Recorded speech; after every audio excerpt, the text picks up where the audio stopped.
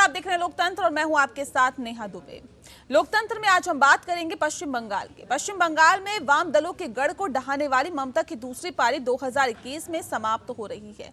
अब बीजेपी ने ममता के गढ़ को ढहाने के लिए एड़ी चोटी का जोर लगा दिया है। खुद पीएम मोदी से लेकर बीजेपी के चाणक्य अमित शाह, पार्टी अध्यक्ष जेपी नड्डा, कैलाश विजयवर्गीय लगातार बंगाल पर नजर बनाए हुए हैं। 2019 लोकसभा चुनाव में ममता के गढ़ में घुसकर ताबूत की अंदर कील ठोकने वाले 18 सीटों पर कब्जा करने वाली बीजेपी अब विधानसभा में आखिरी कील ठोकने की तैयारी में है। हिंदुत्व की आंच पर सियासी ताव दिखाकर बीजेपी दीदी के गढ़ को ढहाने में पूरी जी जान से लग गई है। बंगाल में अभी चुनाव दूर है, लेकिन बीजेपी अभी से चुनाव जीतने की रणनीति में लग गई है। दुर्गा पूजा के दिन पीएम ने बंगाल की जनता को संबोधित कर कह दिया कि हम बंगाल को शनार बांग्ला बनाएंगे। जेपी नड्डा ने कहा कि सीएए किसी भी हाल में बंगाल में लागू करेंगे। कैलाश विजयवर्गीय भी राष्ट्रपति शासन की मांग कर चुके हैं। अब अमित शाह ने भी 2 दिन के दौरे पर जाकर साफ कर दिया है कि वो बंगाल में 2/3 बहुमत से जीत हासिल करेंगे। बंगाल में बीजेपी हर उस वोटर तक पहुंचने में लगी है जो बीजेपी को जिताने में अहम भूमिका निभा सकती है। अब सवाल है कि क्या बीजेपी ममता के गढ़ को ढहाने में कामयाब होगी? क्या बीजेपी ममता बनर्जी को मात देगी? क्या हिंदुत्व के मुद्दे को उठाकर बीजेपी बंगाल में जीत पाएगी? अमित शाह के दौरे का क्या मकसद है, इस पर बात करेंगे, लेकिन उससे पहले आपको दिखाते हैं ये रिपोर्ट। बीजेपी के चाणक्य कहे जाने वाले अमित शाह का बंगाल में एक एक कदम बीजेपी को बंगाल की सत्ता के करीब लाने के लिए उठ रहे हैं। आज बंगाल दौरे के दूसरे दिन की शुरुआत अमित शाह ने दक्षिणेश्वर काली मंदिर से की। उन्होंने यहाँ मां काली के दर्शन किए। यहाँ स्वामी विवेकानंद के गुरु परमहंस ने आध्यात्मिक शिक्षा प्राप्त की थी। 2015 में पीएम मोदी ने भी यहाँ दर्शन किए थे। अमित शाह ने इस मौके पर चैतन्य महाप्रभु, रामकृष्ण परमहंस, स्वामी विवेकानंद और अरबिंदो का जिक्र किया। उन्होंने ममता सरकार पर हमला बोलते हुए कहा कि बंगाल आध्यात्मिक चेतना का केंद्र रहा है, लेकिन आज यहाँ तुष्टीकरण चरम पर है। जिस प्रकार से अपीसमेंट की पॉलिटिक्स, तुष्टीकरण की पॉलिटिक्स चल रही है, इससे बंगाल की ये महान परंपरा आहत हुई है।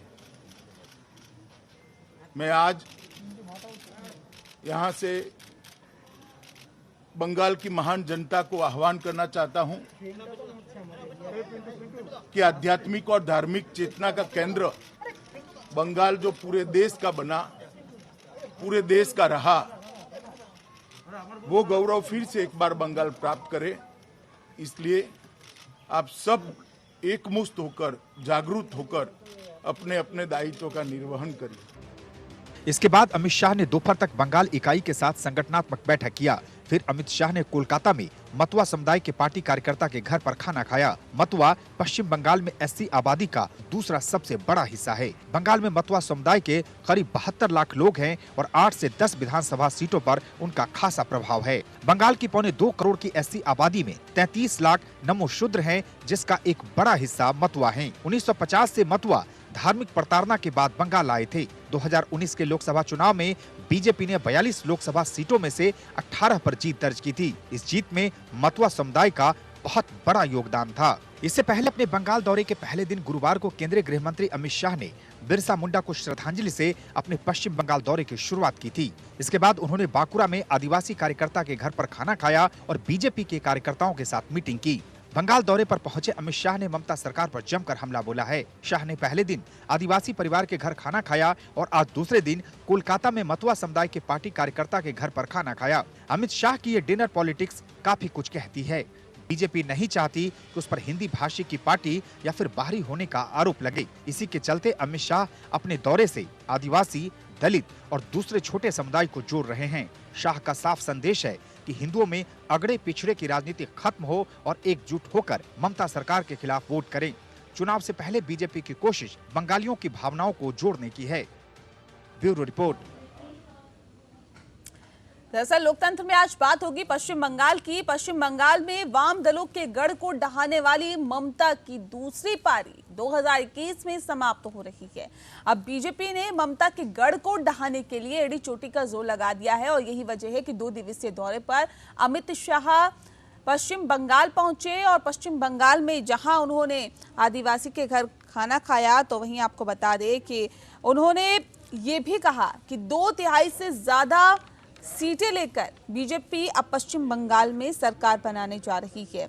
अमित शाह ने पाकुश में बीजेपी कार्यकर्ताओं के साथ संवाद किया। अमित शाह ने लोगों से शानार बांग्ला का वायदा भी किया। आदिवासी के घर अमित शाह ने भोजन किया। और आपको बता दें कि अमित शाह ने पुआ बागान जाकर स्वतंत्रता सेनानी बिरसा मुंडा की मूर्ति पर माल्यार्पण भी किया। यानी कि ये जो दौरा है सीधा सीधा ये दर्शाता है, ये बताता है कि पश्चिम बंगाल में मिशन फतेह करने की कोशिशों में बीजेपी जुट गई है। बीजेपी के लिए चाणक्य का काम करने वाले, राजनीति के चाणक्य माने जाने वाले अमित शाह अब पूरी तरह से फोकस पश्चिम बंगाल पर कर रहे हैं। दरअसल एक वक्त था जब पश्चिम बंगाल में बीजेपी अपना खाता भी नहीं खोल पाती थी, लेकिन 2019 के लोकसभा चुनाव ने बहुत कुछ स्पष्ट कर दिया और कहीं ना कहीं एक उम्मीद की लौ बीजेपी के जहन में जला दी है कि पश्चिम बंगाल में भी लोग बीजेपी के फेवर में वोट कर सकते हैं। यानी कि जब खाता ना खोलने वाली पार्टी 18 सीटों पर फतेह हासिल कर सकती है तो विधानसभा चुनावों में क्यों नहीं। और आज इस विषय पे हम तफसील से चर्चा करेंगे। इस वक्त हमारे साथ खास मेहमान आनंद साहू जी जुड़ गए हैं, जो कि नेता हैं बीजेपी के। आनंद जी, बहुत स्वागत है आपका। आनंद जी, सबसे बड़ा और महत्वपूर्ण सवाल ये, अमित शाह के दौरे को कैसे देखा जाए सर? क्या ये माना जाए कि अमित शाह, जो कि राजनीति के चाणक्य माने जाते हैं खासतौर पर बीजेपी के लिए, अब मिशन पश्चिम बंगाल फतेह करने की तैयारियों में जुट गए हैं?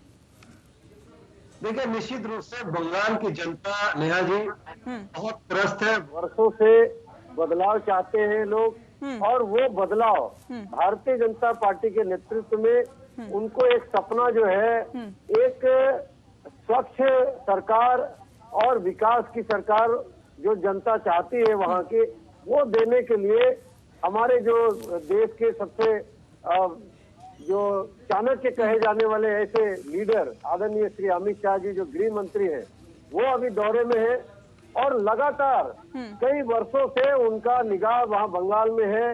उन्होंने एक वहां के जो कार्यकर्ता, कम से कम सैकड़ों ऐसे जो बहुत ही महत्वपूर्ण कार्यकर्ता हैं, उनका हत्या हो गया निर्ममता पूर्वक। और बंगाल की सरकार जो है ममता बनर्जी के नेतृत्व में इस जितने जघन्य घटनाओं का पर्दा डालने का काम किया, उनको कोई न्याय नहीं मिला और वो सभी जो कार्यकर्ता आहूत हुए उनके प्राणों की, उनको न्याय दिलाने का भी काम होगा। और वहाँ जो केंद्र सरकार की योजना है नेहा जी, वो सारे योजना भी वहाँ इम्प्लीमेंट होगा। चलिए, वो केंद्र सरकार की जो योजना है वो नहीं पहुंच पा रही है पश्चिम बंगाल के लोगों तक, इसके बारे में भी हम आगे जानेंगे आपसे। आनंद जी, आप बने रहिए हमारे साथ। इस वक्त हमारे साथ दीप्तेश रॉय जी भी जुड़ गए हैं, जो कि टीएमसी का पक्ष रखेंगे। बहुत स्वागत है आपका दीप्तेश रॉय साहब।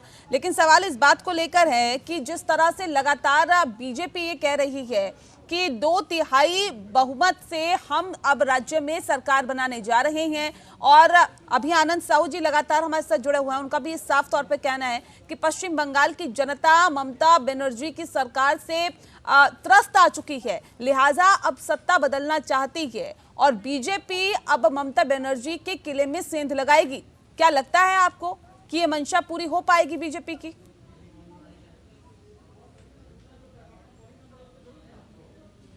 दीप्तेश, आवाज मिल पा रही है आपको? दीप्तेश रॉय, आवाज मिल पा रही है आपको?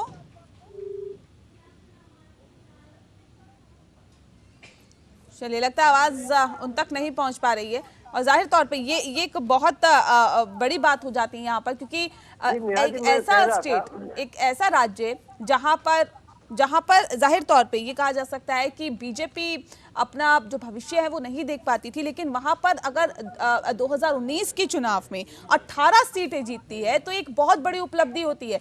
आनंद साहू जी, क्या वाकई आप मानते हैं कि अब वहां पर आने वाले वक्त में, क्योंकि आपने कहा कि जिस तरह से जनता वहां पर कहीं ना कहीं परेशान हो चुकी है, तो ऐसे में एक बड़ा उलटफेर की संभावना आप देखते हैं क्या?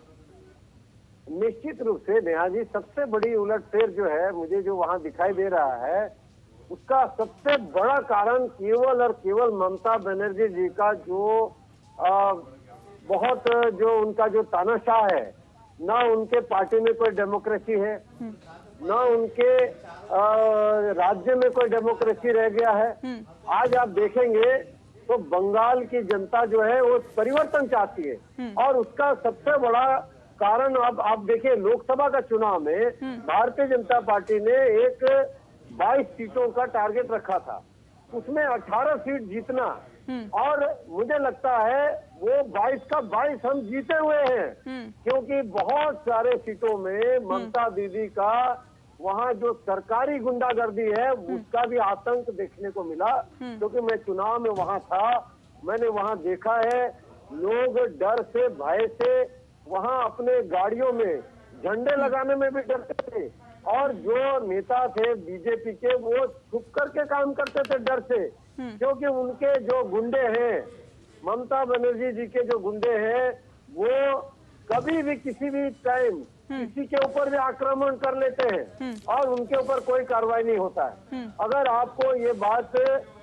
सचमुच में अगर आपको थोड़ा आश्चर्यचकित हो रहा है, लेकिन चुनाव के दौरान में मैं आपसे विनती करूंगा कि आप इस बार जरूर बंगाल जाइएगा। इस वक्त हमारे साथ दीप्तेश रॉय जी भी जुड़ गए हैं, उनसे भी सवाल ले लेते हैं। दीप्तेश जी, आवाज मिल पा रही है आपको? बोलिए। दीप्तेश जी, सुन पा रहे हैं आप हमें? हाँ, दीप्तेश जी, सवाल इस बात को लेकर है, 2 दिन के दौरे पर अमित शाह है और ममता के गढ़ में सेंध लगाने की कोशिश लगातार की जा रही है। सर, सवाल इस बात को लेकर है, क्या बीजेपी ये कह रही है कि पश्चिम बंगाल की जनता त्रस्त आ चुकी है ममता बनर्जी की सरकार से, लिहाजा वो परिवर्तन चाहती है और बीजेपी की तरफ एक आस भरी निगाहें से देख रही है? क्या वाकई आपको लगता है? नहीं, फर्स्ट तो देखिए, आज जो अमित शाह जी ने आया था बंगाल में, फर्स्ट तो वो उसका बंगाल का जो हम लोग का जो ट्रेडिशन है, बंगाल का जो कल्चर है, वो उसको पता नहीं है इन लोग का। हम लोग का एक ममता बनर्जी ने बोला ही है, जो आउटसाइडर ने बंगाल नहीं चलाएगा, बंगाली मतलब बंगाल चलाएगा। ठीक है, मतलब यही है। वो आज हम लोग देखा है, जो बिरसा मुंडा जो एक बंगाल का जो आदिवासी समाज बोल के एक समाज है बंगाल में, जो उन लोग जी गॉड है उन लोगों का, लेकिन उसका मतलब उसको सोच के कुछ और एक आइडियल को ऐसे ही उसने फ्लावर दे दिया ऐसे ही। मतलब उसका अगर बंगाली का जो हम लोग जो बोलता है, जो बंगाली लोग का जो मतलब ये ट्रेडिशन है, कल्चर है, उन लोग ये सब पता नहीं है। वो जो हम लोग का गांव है उसको पता नहीं है, तो इन लोग से बंगाल चलाएगा? नहीं, जिस तरह से आप कहते हैं कल्चर हमें नहीं, इन्हें नहीं पता, बीजेपी को कल्चर नहीं पता, बीजेपी नहीं जानती है कि बंगाल का कल्चर क्या है, लेकिन सर इसमें भी तो कोई दो राय नहीं है, इसको भी आप नकार नहीं सकते कि 2019 के लोकसभा चुनाव में 18 सीटें जिता के पश्चिम बंगाल की जनता ने 18 सांसदों को भेजा है। देखिए, ये जो अगर हम लोग थोड़ा आगे थोड़ा पीछे हम लोग अगर देखेंगे, तो हम लोग जब देखे थे जो 2014 का जब इलेक्शन था, जब लोकसभा का इलेक्शन था, तब बीजेपी ने बहुत एक 17% वोटिंग शेयर थे बंगाल में, वोटिंग शेयर था तब 17%, जब मोदी वेव चल रहा था उस वक्त, तो हम लोग ने देखा था बंगाल में 17% वोट परसेंटेज बीजेपी को मिला था। जब उसके बाद 2016 मतलब I want to talking the in between 2014 and 16, आप देखिए एकदम 2014 में बीजेपी को मिला था 17%। फिर जब ये राज्य का चुनाव हुआ, फिर जो 2016 में विधानसभा का चुनाव हुआ, उस वक्त हम लोग ने देखा बीजेपी का वोट शेयर गिर के 7% में चल गया था। मतलब जब ये सेंटर का वोट है तो उसका मुद्दा कुछ अलग है, या स्टेट का जो मुद्दा है उसका मुद्दा कुछ अलग है। ठीक है, अनुज आत्रे जी, क्या वाकई आपको लगता है जिस मिशन में अब अमित शाह लग गए हैं, क्योंकि राजनीति के चाणक्य माने जाते हैं और जाहिर तौर पे जहां पर देखा जाए, चाहे उत्तर प्रदेश की बात करें 2014 में जिस तरह से एक अच्छी खासी सीटें उत्तर प्रदेश से निकाली थी, महज 5-7 सीटें ही दूसरी पार्टियों के पास गई थी, बाकी सब की सब बीजेपी के पास गई थी। 2019 में उनका करिश्मा देखने के लिए मिला। और अमित शाह की अगर हम बात करें तो वो अपने इतिहास में अभी तक के जो करियर में एक भी चुनाव नहीं हारे। सर, एक ऐसे चाणक्य माने जाते हैं राजनीति में कि जहां वो कदम रख देते हैं वहां पर बहुत हद तक सफाया कर देते हैं बाकी पार्टियों का। देखिए, एक बात जो बोल रहे हैं आप, वो अमित शाह जी एक रेस्पेक्टेड पॉलिटिशियन है, हम उसको रेस्पेक्ट देके यही बोलेंगे। वो तो दिल्ली में भी गया था, लेकिन दिल्ली में वो चाणक्य को आप लोग जो नीति बोल रहे हैं, उस टाइम क्या हुआ था दिल्ली में तो बीजेपी का एकदम सुपर फ्लॉप हम लोग को दिखाई दिया। लोकसभा में तो एकदम पूरा का पूरा मिला था बीजेपी को, लेकिन जब स्टेट का इलेक्शन हुआ हम लोग देखा आम आदमी पार्टी ने 62 या 64 कुछ मिला था, बीजेपी को ओनली 6 सीट मिला था, ऐसा ही कुछ। तो हम लोग ने उस वक्त ये जो चाणक्य, तो आप लोग बोल रहे हैं जो चाणक्य सब कुछ नीति है ये सब है, लेकिन उस वक्त तो कुछ नहीं लगा ये सब। आप खाली देखिए पिछले, अगर आप 2 साल में, हम ज्यादा नहीं बोल रहे, 2 साल में अगर आप देखिए, अगर इलेक्शन कुछ जहां में भी हुआ है आप देखिए खाली कहाँ कितना जगह में बीजेपी जीता और अदर्स पार्टी ने कितना जगह में जीता है। लेकिन सर ये अभी 1 साल का वक्त बचा है, 1 साल पहले से अगर बीजेपी इस तैयारियों में जुट गई है तो क्या लगता है कि ममता के किले में सेंध लगा पाएगी बीजेपी? ये बहुत महत्वपूर्ण सवाल बन जाता है, इस पे हम जवाब लगातार आपसे लेंगे। और अनुज यात्री जी भी हमारे साथ जुड़ गए हैं, उनसे भी बातचीत करें पश्चिम बंगाल में होने वाले विधानसभा चुनावों की तैयारियों की। खास मेहमान लगातार हमारे साथ जुड़े हुए हैं। अनुज यात्री जी, सवाल इस बात को लेकर है सर, बीजेपी लगातार तैयारियों में जुटी हुई है। अमित शाह का 2 दिवसीय दौरा देखिए, या इससे पहले जेपी नड्डा का दौरा देखिए, या फिर दुर्गा पूजा के लिए प्रधानमंत्री का संबोधन देखिए। क्योंकि बीजेपी लगातार जुटी हुई है, कांग्रेस की सर किस तरह की तैयारियां हैं पश्चिम बंगाल के चुनाव को लेकर? अभी आप तैयारियों में जुट गए हैं, जुटेंगे, या फिर अभी तैयारी चल रही है? क्या स्थिति है सर? अनुज जी। देखिए, हर समय चुनाव की तैयारी में जुटे रहना भी कोई अच्छी बात नहीं है। अभी चुनाव में बहुत समय पड़ा है, 6 महीने का अंतर पड़ा है, लेकिन इस समय जो प्रायोरिटी ये है कि जो जिस तरह से कोरोना के पैंडेमिक के समय देश की जनता के साथ साथ गुजरात की जनता भी इस समय जूझ रही है। हर चीज को देश में इस समय, चाहे अर्थव्यवस्था को देखें, चाहे रोजगार की बात करें, जो बिहार के चुनाव में मुद्दे उठे हैं वही इस समय बिहार की भी सबसे बड़ी समस्या है। पलायन को लेकर के बिहार के साथ साथ हमारे बंगाल के हमारे मजदूरों ने भी जो है, जो ये महामारी का जो दंश झेला है उसको भी देख करके अभी ना केवल राज्य सरकार बल्कि भारतीय जनता पार्टी की केंद्र सरकार, दोनों सरकारें नाकामयाब हुई। आप बंगाल की हालात देखिए कि इन दोनों की आपस में लड़ाई के चक्कर में कहीं ना कहीं ये इनकी आपस में कहीं मिली भगत भी लगती है, और कभी ऐसा लगता है कि ना जाने ये अपनी लड़ाई के चक्कर में कितने लोगों की जो है खून की ये होली खेलेंगे, कितने लोगों को इन्होंने कहीं मौत के घाट पे उतार दिया है। कहीं भारतीय जनता पार्टी के नेताओं को देखते हैं, कहीं आपस में तृणमूल के, क्या कारण है कि इन्हीं के नेता और इन्हीं के कार्यकर्ता आपस में लड़ते हैं और इन्हीं के ही पार्टी के जो है लोग आपस में खून की होली खेलने में उतारू हो जाते हैं। ठीक है, तो ये भी एक देखने की चिंता का विषय है कि ये चुनाव के लिए जो है अपना किस हद तक ये भारतीय जनता पार्टी के लोग पहुंच जाएंगे, उतर जाएंगे, और ये नहीं देख रहे हैं कि केवल चुनाव, ये जो 148 सीटों की एक विजय लक्ष्य को हासिल करने के लिए कितने लोगों की ये बलि लेंगे उसमें। और लेकिन अपने कर्तव्य की जहां बात आती है, देश के लिए कर्तव्य की जिम्मेदारी की बात आती है, तो उस पर ये पीछे हट जाते हैं। देश के गृह मंत्री 2 दिन से बंगाल में, लेकिन ये नहीं बताएंगे कि देश की हालात इतने क्यों खराब हो रहे हैं, क्यों बंगाल में जो है लॉ एंड ऑर्डर की सिचुएशन खराब हो रही है। क्या ये दोनों की सामूहिक जिम्मेदारी नहीं है? क्या ममता सरकार और ये बीजेपी की दोनों की जिम्मेदारी नहीं है? लेकिन हालात ये है कि ये उसको संभालने की जगह आपस में लड़ने में दोनों लगे हुए हैं, और कहीं ना कहीं जनता को इसमें पिसना पड़ रहा है। ठीक है, आनंद साहू जी, सवाल इस बात को लेकर है जिस बात का जिक्र अभी अनुज यात्री जी कर रहे हैं। सर, हमने देखा कि अभी बीजेपी नेताओं को, बीजेपी कार्यकर्ताओं को किस तरह से निशाना बनाया जा रहा है और किस तरह से उन्हें मौत के घाट उतारा जा रहा है। ये जो कानून व्यवस्था है, कंट्रोल करना, सर चुनाव की तैयारियों में जुट रहे हैं, अच्छी बात है, लेकिन सवाल इस बात को लेकर है कि खास तौर पर बीजेपी के नेताओं को ही क्यों निशाना बनाया जा रहा है सर पश्चिम बंगाल में, और अगर ऐसा है तो इसकी जिम्मेदारी किसकी बनती है? देखिए, सीधा सीधा इसकी जिम्मेदारी जो है ममता बनर्जी जी का बनता है, और तृणमूल कांग्रेस के जितने भी कार्यकर्ता नेता हैं उनकी जिम्मेदारी बनती है, क्योंकि बीजेपी के ही नेताओं का हत्या क्यों हो रहा है। अगर इतना ही इनको, अभी ये कह रहे थे जो रॉय जी हैं आपके चैनल में कि वहाँ जो है हम लोग आएंगे, ये करेंगे, वो करेंगे, अगर आपको भय नहीं है तो ये हत्याएं क्यों कर रहे हैं भाई? आपको इतने ज्यादा भय हो गया कि हमारे कार्यकर्ताओं तक को आप सीधे मौत के मुंह में डाल रहे हैं, कहीं भी किसी की भी हत्या कर रहे हैं। तो ये जो है वो साफ दिखा रहा है कि ये जो तृणमूल कांग्रेस का जो है सत्ता जो है डगमगा रही है, वहाँ के लोग भय मुक्त शासन चाहते हैं। और दूसरी सबसे बड़ी बात है, आदरणीय गृह मंत्री जी वहाँ गए हैं, अभी वो उन्होंने विवेकानंद जी के बारे में कहा, पंडित एक उनके बारे में बताया, एक बहुत बड़े सिंगर हैं उनके बारे में उन्होंने बताया। और इसमें नहीं उन्होंने कहा कि ये बहुत चिंतन भूमि है, ये जो भूमि है वो विशेष रूप से उन्होंने उसका उल्लेख किया कि ये तपोभूमि है, रामकृष्ण परमहंस जी का भूमि है। उसको इन्होंने एक माफिया भूमि बना दिया है, जंगल राज भूमि बना दिया है और हत्या का केंद्र सेंटर बना दिया है। डेवलपमेंट के जगह वहाँ डिवास्टेशन, मतलब पूरा वहाँ लोगों को जीने का अधिकार ही नहीं है, ऐसा माहौल बना दिया है।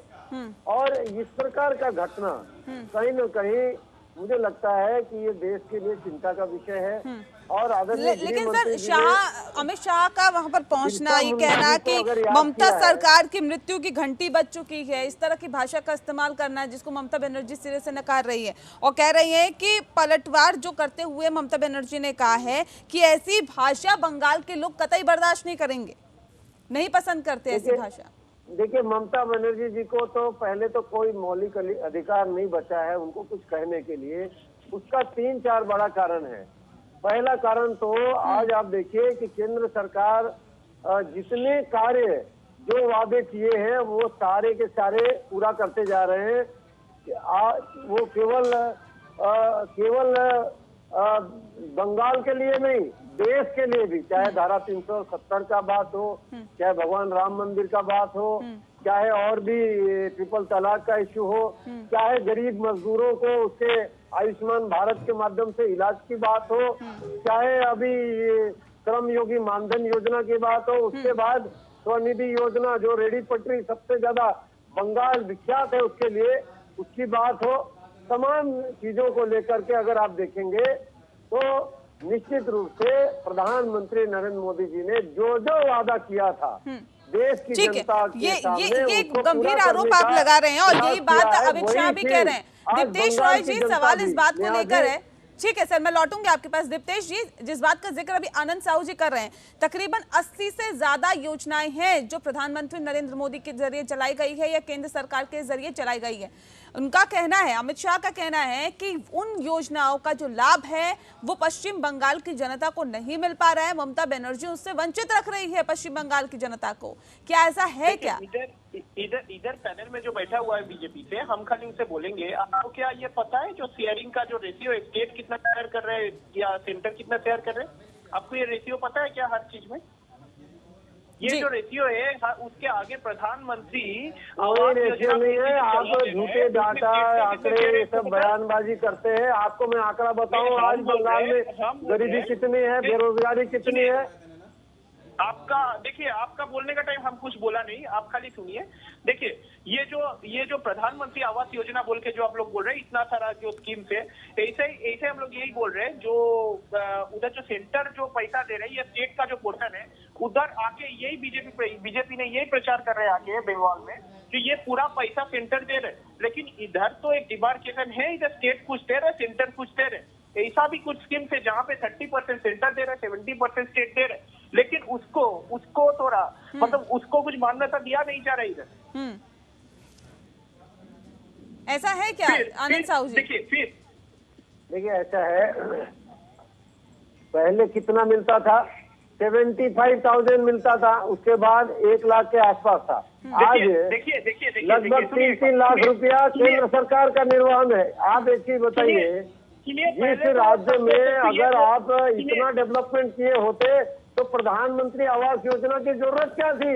अगर आप लोग इतने अच्छे काम किए होते और वहाँ आवास होता, शौचालय होता, सभी हॉस्पिटल होता, इलाज होता, रोजगार होता, तो केंद्र सरकार की जरूरत क्यों है? सुनिए, अगर आप लोग इतना ही चिंतित है ये बंगाल को लेके, तो बंगाल का ड्यूज क्यों नहीं दे रहे आप लोग? बंगाल का ड्यूज क्यों नहीं दे रहे? सारे बंगाल को जितना दिया है उसका यूज भी नहीं कर रहे हैं बंगाल की सरकार। आपको मालूम होना चाहिए, बंगाल की सरकार को शर्म आनी चाहिए। जो फंड केंद्र सरकार दे रही है, नरेंद्र मोदी सरकार, उसका यूज भी नहीं कर रहे हैं कई बार। क्यों? उसका यूज करने से प्रधानमंत्री नरेंद्र मोदी जी का वो नाम हो जाएगा, ये कह करके वहाँ के जनता को आप उनके अधिकारों से वंचित रखने का काम कर रहे हैं। वो नहीं चलेगा दादागिरी आप लोगों का। और जनता जो है वो डिसाइड कर चुकी है।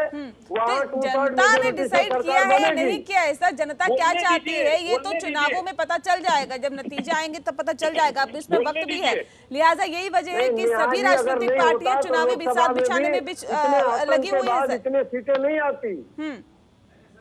ठीक मेरा है, ये कहना है कि बंगाल की सरकार आज हर एक विषय में हत्या की राजनीति क्यों करती है? ठीक है, ठीक है। दीप्तेश राय जी कुछ कहना चाह रहे, सुन लेते हैं। उसके ऊपर जवाब क्यों नहीं देते इनके नेता?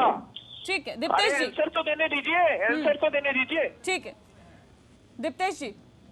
हाँ देखिए, हम जो बोल रहे हैं, अगर इन लोग का इतना ही चिंतित है, बीजेपी अगर इतना ही चिंतित है वो बंगाल को लेके, बंगाल का जो ड्यूज है अभी, बंगाल का आज को अगर हम लोग कह रहे हैं जीएसटी ड्यूज है 300 करोड़ रुपीज, ठीक है, तो इतना ड्यू उन लोग क्यों नहीं दे रहे? ये जो ड्यू है ये ड्यू क्यों नहीं दे रहे?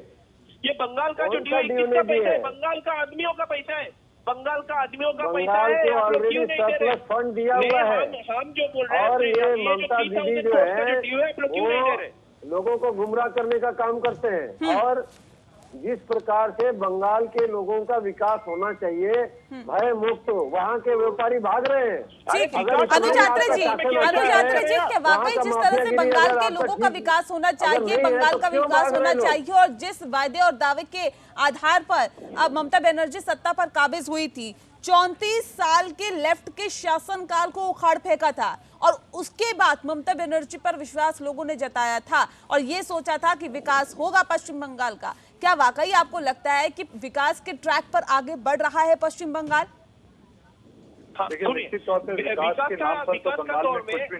अनुज जी से सवाल है, दीप्तेश जी मैं लौटूंगी आपके पास। अनुज जी, निश्चित तौर पे विकास के नाम पर तो बंगाल हो या बिहार हो, हमारे अभी हमने बिहार प्रदेश में भी चुनाव चल रहे हैं, उसके साथ साथ ही बंगाल में भी सबने देखा है कि बिल्कुल एक से ही हालात हैं। बंगाल और बिहार की जो है भौगोलिक स्थिति के साथ साथ जो है आर्थिक स्थिति भी लगभग एक जैसी है, जबकि हालात ये है कि बंगाल हमारा एक समृद्ध प्रदेश रहा है। शुरू से जो एक आर्थिक राजधानी के रूप में, देश की राजधानी के रूप में प्राचीन काल में जो है बंगाल का नाम आगे आता था। लेकिन ये सुनियोजित तरीके से पहले लेफ्ट की सरकार रही, उसके बाद लगातार ममता बनर्जी की सरकार रही, और अब ये 6 सालों से जो है केंद्र में मोदी जी की सरकार है। इन लोगों ने बंगाल की पूरी तरह से उपेक्षा की है। बंगाल में आज हालात ये है कि अपराध के सिवा वहां पर और किसी चीज का विकास नहीं हुआ। केंद्र की योजनाओं की इतनी लंबी चौड़ी सूची गिना रहे थे, लेकिन ये नहीं बताते कि उससे वहां कितने लोगों को लाभ हुआ है। जबकि ये बोलते हैं कि कहना है ना सर कि केंद्र की योजनाओं को लागू ही नहीं किया जाता, पश्चिम बंगाल में पहले ही मना कर देती हैं। एनआरसी को लागू करने की बात हुई, ममता बनर्जी पहले कहने लगी एनआरसी यहाँ लागू नहीं होगा। कोई भी योजना, आयुष्मान कार्ड की अगर बात की जाए तो पहले ही मना कर दी जाती है कि ये तो लागू ही नहीं होगा। जब केंद्र की योजनाओं को लागू ही नहीं किया जाएगा तो उसका लाभ कैसे मिलेगा जनता को? एनआरसी अधिनियम से विकास का कोई लेना देना नहीं है। बात यहाँ विकास की बात होती है, बात गरीबी दूर करने की बात होती है, बात बेरोजगारी दूर करने की होती है, बात जो है प्रति व्यक्ति आदमी की आय की होती है। तो बंगाल और बिहार अगर नीति आयोग की रिपोर्ट देखें तो सबसे नीचे पायदान पर आते हैं। तो क्यों नहीं केंद्र सरकार ने अपनी जिम्मेदारी निभाते हुए 6 सालों से यही बता दें कि इन्होंने कितना बंगाल के लिए कितनी योजनाएं दी, कितनी सेंट्रल गवर्नमेंट ने जो है वहाँ पे इंडस्ट्रीज का लगाई है जिससे लोगों को रोजगार मिला हो, ये बता दें। ये बता दें कितने सेंट्रल गवर्नमेंट ने वहाँ पर हॉस्पिटल्स बनाए या कितने सेंट्रल स्कूल बनाए, नवोदय स्कूल बनाए या कितनी सेंट्रल गवर्नमेंट की यूनिवर्सिटीज बनी है, जिसकी वजह से बंगाल के युवाओं का जो है कुछ उनको लाभ मिल सके और वो आगे जाकर के अपना रोजगार के कुछ वो कर सके। ना तो वहाँ पर शिक्षा के इन्होंने रास्ते खोले हैं, ना उन लोगों के लिए कुछ। क्या ये तमाम काम हुआ है क्या दीप्तेश जी पश्चिम बंगाल में? क्योंकि अब अमित शाह का कहना है कि हम पे एक बार भरोसा करिए, हम सोनार बांग्ला बनाएंगे पश्चिम बंगाल। देखिए सोनार बांग्ला तो बनाना वो दूर का बात है। उन लोग पहले सोनार उत्तर प्रदेश बना के दिखाइए। उत्तर प्रदेश में कुछ दिन आगे हम लोग जो दिखाए कि कभी क्यों पश्चिम बंगाल के भारत के बाहर का हिस्सा है क्या सर? नहीं, हम क्या पश्चिम बंगाल की बात क्यों नहीं की जा सकती सर? हम क्या बोल रहे हैं? उत्तर प्रदेश सोनार उत्तर प्रदेश बना है नहीं तो उत्तर प्रदेश की आप बात क्यों कर रहे हैं? पश्चिम बंगाल की बात करिए ना। मुंबई अगर बीजेपी उतना ही सोनार बंगला बनाएगा, उन लोग सोनार मुंबई क्यों नहीं बना पाया? मुंबई में क्यों गवर्नमेंट पलट गया? मुंबई में क्यों? अरे मुंबई में आपको पता नहीं है, मुंबई में हम लोग का सीट सबसे ज्यादा आया है, वोट और परसेंटेज और सीट भी। वो तो लोगों का गिरोह एक बन गया है सरकार, अभी वो भी जाने वाला है, चिंता मत करिए। सर जब पश्चिम बंगाल की जनता 18 सीटें लोकसभा में जिता सकती है तो क्या इस बात से डिनाई किया जा सकता है कि पश्चिम बंगाल की जनता विधानसभा चुनाव भी दूसरी पार्टी को जिता सकती है। जरूरी है कि टीएमसी पे ही एक बार फिर से विश्वास किया जाएगा। दीप्तेश जी, हमसे हाँ बोलिए और एक बार सर बोलिए।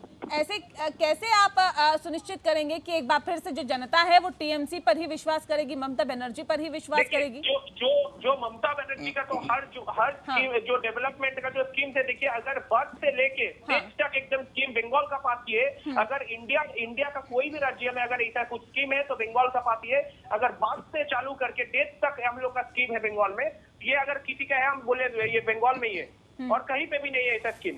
हम लोग देख ले, जो लोग अभी नया करके बिजनेस चालू करेगा, जो सेल्फ एम्प्लॉयड बनना चाह रहे हैं, उन लोग के लिए भी कुछ स्कीम से, जो लोग का बात हो रहा है उन लोग का लिए भी सर पश्चिम बंगाल से बेरोजगारी हटी, सर पश्चिम बंगाल से बेरोजगारी हटी, पलायन एक बहुत बड़ा विषय है सर, हटा, बंद हुआ पलायन वहां से। ये सेंट्रल गवर्नमेंट का डेटा से हम बोल रहे हैं आपको। ये जो सेंट्रल गवर्नमेंट जो लेटेस्ट डेटा आप थोड़ा देखने बोलिए, जो बीजेपी सर किसी के डेटा पे नहीं बोल रही हूँ मैं, किसी सेंट्रल गवर्नमेंट के डेटा पे नहीं बोल रही हूँ सर मैं, लेकिन ये क्या वहाँ की समस्याएं नहीं है क्या? हम क्या बोल रहे हैं, अनएम्प्लॉयमेंट का जो रेट है उसमें बंगाल 1 नंबर पे है जी। ठीक है, नहीं ये वहाँ पे समस्याएं है या नहीं है? पलायन की समस्या वहाँ पे है या नहीं है? बेरोजगारी की समस्या है या नहीं है? गरीबी की समस्या है या नहीं है? आप मुझे बताइए ना, ये समस्याएं स्वास्थ्य संबंधी समस्या है या नहीं है? शिक्षा से संबंधित समस्याएं है या नहीं है? ये समस्या है या नहीं है वहाँ पर? अगर विकसित समस्या कहाँ पे हो सकता है, छोटा छोटा समस्या हो सकता है, लेकिन उसको हम लोग मिटा लेंगे। ये स्टेट गवर्नमेंट एकदम इसमें स्मार्टेस्ट वे से इसको मिटा लेंगे। और देखिए ये 34 ईयर्स ममता बनर्जी की सर दूसरी पारी है अभी, आप कह रहे हैं कि समस्या हटा देंगे, और कितना समय लेकर ये समस्याएं हटाएंगे? बंगाल में ऐसी समस्या नहीं है। जो स्कीम्स लगातार का जो स्कीम से, जो लगातार का बंगाल में स्कीम से, जो इसमें ये जनता बहुत खुशी है इससे। 34 साल लेफ्ट का शासन रहा, ये समस्याएं जस की तस बनी रही। ममता बनर्जी की दूसरी पारी चल रही है, समस्या जस की तस बनी हुई है। अब आप फिर ये कह रहे हैं कि हमें मौका मिलेगा, हम फिर ये समस्या हटाएंगे। सर कैसे जनता विश्वास करे? नहीं, मौका मिलने का बात नहीं, हम लोग का पास वोट उतना बड़ा बात नहीं है। हम लोग फिर से आएंगे, ऐसा ही ये लेकर हम लोग बहुत कॉन्फिडेंट है, हम लोग फिर से आएंगे। ये तीसरा बार के लिए ममता बनर्जी किस काम के आधार पर आप इतने ओवर कॉन्फिडेंट है कि आप एक बार फिर आएंगे? आप मुझे बताइए ना, यहाँ पे हमने काम किया है, हम यहाँ पे काम के बदौलत एक बार फिर से सत्ता में आएंगे। नहीं, आप लोग बोले क्या काम नहीं किया है, किस मुद्दा में आप लोग बोल रहे हैं क्या काम नहीं किया है, आप ये बोलिए। सर आप मुझे काम गिराइए ना, आप मुझसे ये मत पूछिए कि काम कहाँ नहीं किया, वो मैं बताऊंगी आपको कहाँ काम नहीं किया। आप पहले ये बताइए काम कहाँ किया है आपने? ये जो कोविड का बारे में जब आया, जब कोविड का भी बारे में आप लोग आएंगे तो आप देखेंगे ये जो हॉस्पिटल में पूरा फ्री कर दिया है ममता बनर्जी। ये हेल्थ केयर अभी भी बंगाल में पूरा फ्री है, हेल्थ केयर सिस्टम पूरा अभी भी बंगाल में फ्री है। फिर सेल्फ एम्प्लॉयमेंट के लिए अगर लोन सर कोविड का इलाज तो पूरे देश में फ्री है, पश्चिम बंगाल में फ्री है, तो कौन सी बहुत बड़ी बात है? फिर ऐसा ही देखिए, बंगाल का अनएम्प्लॉयमेंट रेट में एक है, हम यही बोल दिया अभी। ठीक है, जितना सारे हम कौन सा मुद्दा में आप बोलिए, बंगाल अभी अच्छे जगह में, उत्तर प्रदेश जैसे नहीं है। सर क्राइम में कहाँ पर है पश्चिम बंगाल? हाँ, क्राइम में कहाँ पर है पश्चिम बंगाल?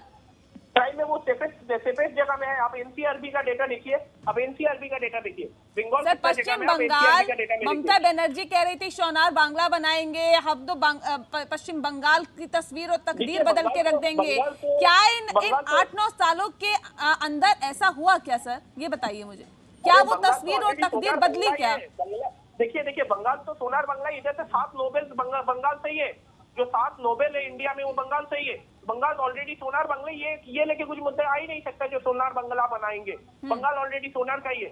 बंगाल में चुनाव में अभी वक्त है, लेकिन अभी से ही कहीं ना कहीं चुनाव की तैयारियों में राजनीतिक पार्टियां लग गई है। खासतौर पर अगर हम भाजपा की बात करें, अमित शाह का 2 दिन का दौरा पश्चिम बंगाल का राजनीति के हिसाब से बहुत ज्यादा खास रहा, क्योंकि जहां उन्होंने आदिवासी के घर पर भोजन किया, तो वही बांकुश में उन्होंने कार्यकर्ताओं को बीजेपी के संवाद भी उनके साथ किया।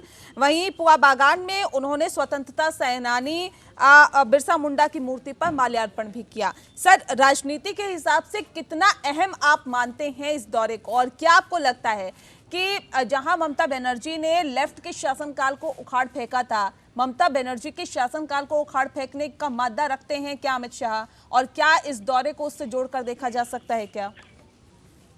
देखिए नेहा जी, इसके अंदर मेरा ऐसा मानना है कि भारतीय जनता पार्टी की जो आज की तारीख में जो रणनीतिकार हैं, हाँ। चाहे वो अमित शाह जी हो, चाहे वो नरेंद्र मोदी जी हो, या यूं कहें कि पर्दे के पीछे जो संघ परिवार है वो हो, वो ये बड़ी ही धरातल से लेकर के बिल्कुल कहते हैं कि नीचे से लेकर के सोचना चालू करते हैं। और इनका जो कार्य करने का तरीका है, हमने देखा है कि पिछले 5-6 साल के अंदर कैसे इन्होंने राजनीति का डिस्कोर्स चेंज करके धर दिया है। जहां अब जैसे आप कह रहे हैं कि भाई बंगाल के अंदर भारतीय जनता पार्टी का क्या पदार्पण हो पाएगा, जहां कम्युनिस्टों का गढ़ हुआ करता था, जहां आज ममता बनर्जी की पूरी पकड़ है, तो उसके अंदर क्या भारतीय जनता पार्टी सेंध लगा पाएगी? अगर हम इस बात को सोचें तो देखिए, एक समय था कि जब भारतीय जनता पार्टी दक्षिण के अंदर कहीं पे भी बहुत ज्यादा इसका प्रभाव नहीं था, लेकिन आज दक्षिण के अंदर, कर्नाटक के अंदर ये सत्ताधारी हैं। और जैसे हम अगर अपने पूर्वोत्तर क्षेत्र में देखें तो पूर्वोत्तर क्षेत्र के आज तीन राज्यों के अंदर भारतीय जनता पार्टी शासन कर रही है। तो निश्चित रूप से ये भारतीय जनता पार्टी की सोची समझी रणनीति है। तथा इसके अंदर मैं एक बात और कहूंगा कि ये भारतीय जनता पार्टी वाले जो भी शीर्ष नेतृत्व है, ये ना रुकते हैं ना रुकने देते हैं, अपने कैडर को रुकने भी नहीं देते हैं। अब जैसे अभी पीछे हम देख रहे थे कि एक लोग मीम्स बना रहे थे कि जिसके अंदर कहा हुआ था कि भाई मोदी जी ने लगेज बांध रखा है बिहार का। उसके अंदर उदाहरण दिया हुआ था कि अब यहाँ से सीधा बंगाल चलना अपने को, ये सारा लगेज बंगाल लेके चलना है।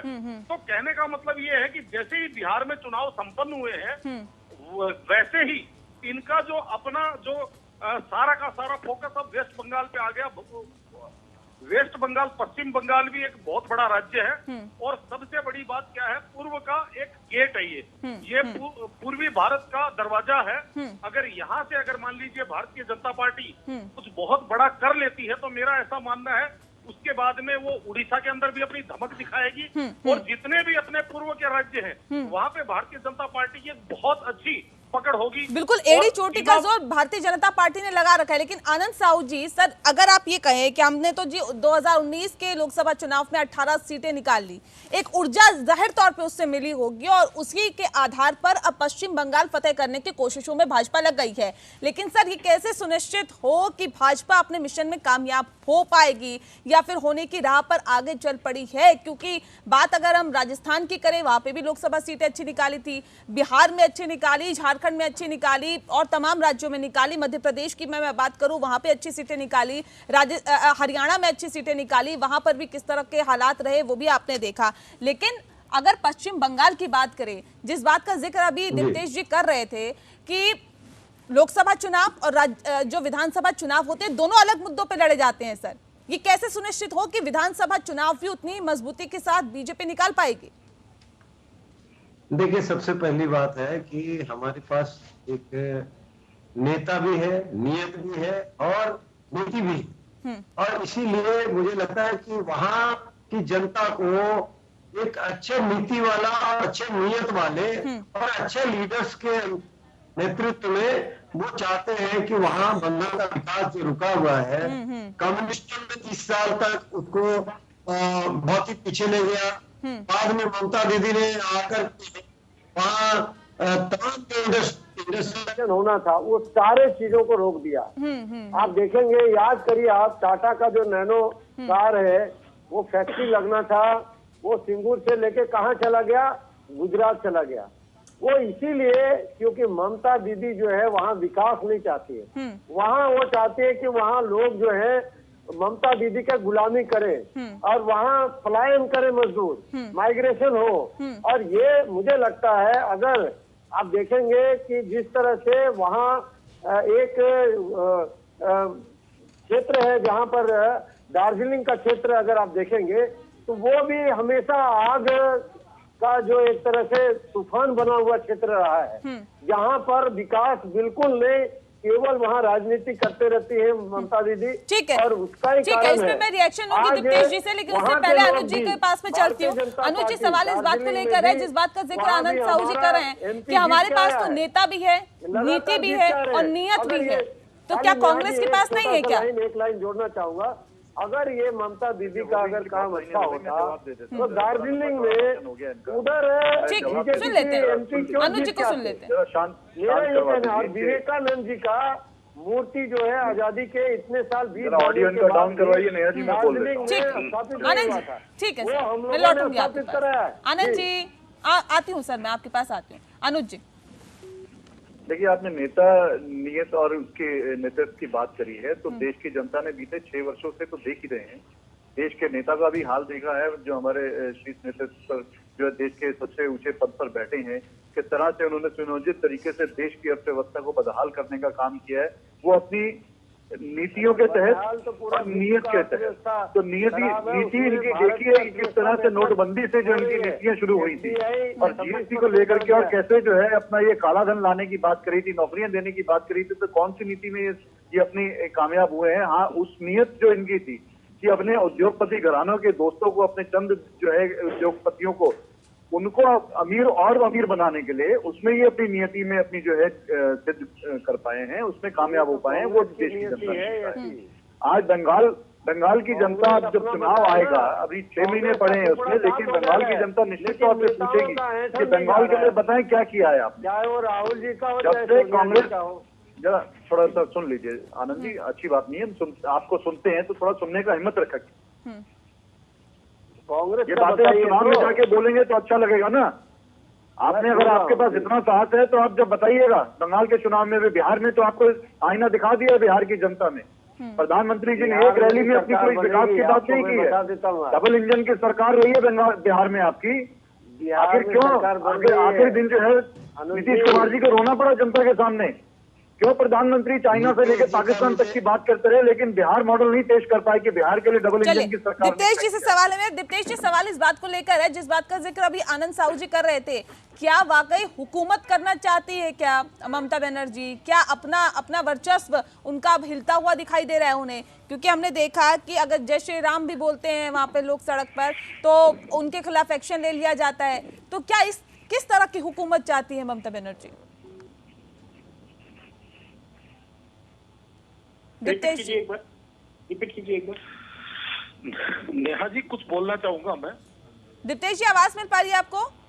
हाँ, बोलिए जी दिप्तेश जी, ममता बनर्जी, मैं आऊंगी निरंजन जी आपके पास। दिप्तेश जी से मेरा सवाल है, दिप्तेश जी सवाल इस बात को लेकर है कि ममता बनर्जी किस तरह की हुकूमत चाहती है? क्या वाकई जनता त्रस्त है, जिस बात का जिक्र अभी आनंद साहू जी कर रहे थे पश्चिम बंगाल में? नहीं, देखिए, पहले तो देखिए, आप जो हमको थोड़ा लास्ट में सुनाई दिया आपका बात, वो जो जय श्री राम का नारा लेके आप कुछ ऐसे बोला, लेकिन हम ये बोलेंगे, ये जो दुर्गा पूजा का जब बारी आया, ममता बनर्जी तो बहुत अच्छा से दुर्गा पूजा के लिए ये फंड भी दिया। ये दुर्गा पूजा के टाइम में गवर्नमेंट की तरफ से 50,000 करके ईच पैंडल को दिया गया उस टाइम। तो आप कैसे बोल सकते हैं इतना? ये जो किया ममता बनर्जी, जो किया ये दक्षिणेश्वर के स्काई वॉक बनाया, जिसे अमित शाह ने जिसका ऊपर से किया, वो स्काई वॉक किसका बनाया हुआ है? ममता बनर्जी का गवर्नमेंट ने बनाई हुआ। दीदी, जय श्री राम बोलने से नाराज क्यों होते हैं? अरे आप ये किसका नाम बोलते हैं? आप ये नाथूराम का नाम नहीं बोलते, तो आप जय श्री राम किसका नाम बोल रही है? अच्छा, आपको पता नहीं है जय श्री राम किसका नाम है? आप राम जी को राजनीति से क्यों जोड़ रहे? आप राम जी को राजनीति से क्यों जोड़ रहे? ये कुछ पॉलिटिकल, आप जो ये राम को लेकर आप लोग पॉलिटिकल स्लोगन बना दिया इसको। आप लोग ये इसको लेकर आप दुर्गा पूजा को पॉलिटिक्स से नहीं जोड़ते हैं क्या दिप्तेश जी? नहीं, हम भी जय श्री राम भगवान जो पुरुषोत्तम है, उनको जोड़ने के लिए आप देश बिना धर्म का देश होता है क्या? अरे सुनिए, बोलने तो दीजिए। बंगाल में धर्म नहीं होगा क्या? अरे बोलने तो दीजिए, बोलने तो दीजिए। बोलेंगे जय श्री राम को भी आप उसका अस्तित्व को आप ललकार रहे हैं। जय श्री राम का क्या लेना देना है बोल रहे हैं आप? नहीं, साफ सीधे सवाल ये है सर कि ठीक है, अगर ममता बनर्जी चाहती है विकास करिए, बाकी सब चीजें भी ठीक है सर, लेकिन जय श्री राम बोलने पर नाराजगी क्यों? देखिए, ये जय श्री राम, ये चिल्ला के बोलने का तो बात नहीं है। आप जय श्री राम का नाम लेके आप एक छोटा सा बच्चा को उछाल के मार दे रहे हैं अशोक नगर में। ये कैसा जय श्री राम का नारा है? ये कैसा जय श्री राम का नारा है? हिंदू मुस्लिम सिख ईसाई सब जय श्री राम बोलता है। आपको दिक्कत क्या है? तृणमूल कांग्रेस वाले को दिक्कत क्यों है? आप लोग के इतने डेमोक्रेसी से डर क्यों है? बोलने क्यों नहीं देते आप लोग? बोलने क्यों नहीं देते?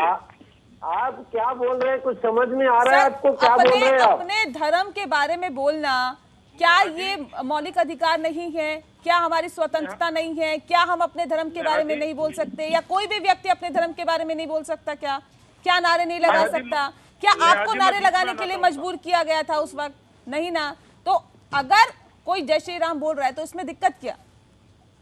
दिक्कत तो किसी नहीं है, लेकिन आप अगर जय श्री राम का नाम लेके अगर किसी बच्चा को आप उछाल के देख के मार दे रहे थे, उसमें हम लोग का ऑब्जेक्शन है। उसमें हम लोग का ऑब्जेक्शन, अगर आप जय श्री राम को लेके नाम लेके आप लोग टेरराइजिंग कर रहे हैं तो इसमें हम लोग का ऑब्जेक्शन है।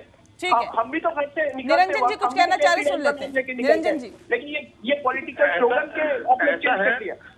ऐसा है नेहा जी, ये बोलने को कुछ भी बोले, लेकिन मैं कुछ महत्वपूर्ण बिंदुओं पे बात करना चाहूंगा कि 38 साल के कम्युनिस्ट शासन जो था, कैडर शासन था, उसके विकल्प के रूप में ममता बनर्जी जी ने उस टाइम माँ मानुष और माटी और मानुष का उन्होंने नारा दिया था। जी जी। इससे जनता ने वहां पे कम्युनिस्ट शासन को बदल करके और ममता बनर्जी के भरोसे में जनता उस समय आ गई थी। लेकिन जब हम देख रहे हैं कि लगभग 10 साल के अंदर ममता बनर्जी का जो शासन है वो कदाचित आज वो कम्युनिस्ट शासन का ही वो बिल्कुल दूसरी उसकी फोटोकॉपी है, उसकी समझ लीजिए उसकी एक प्रतिकॉपी है ये।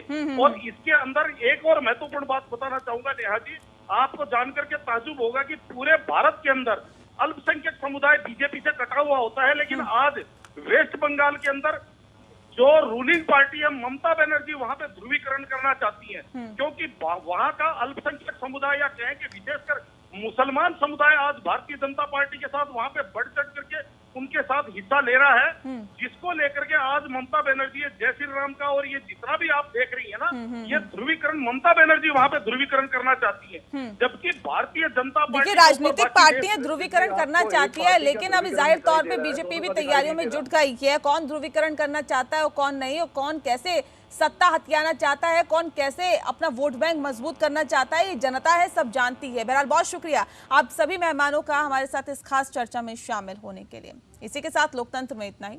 नमस्कार।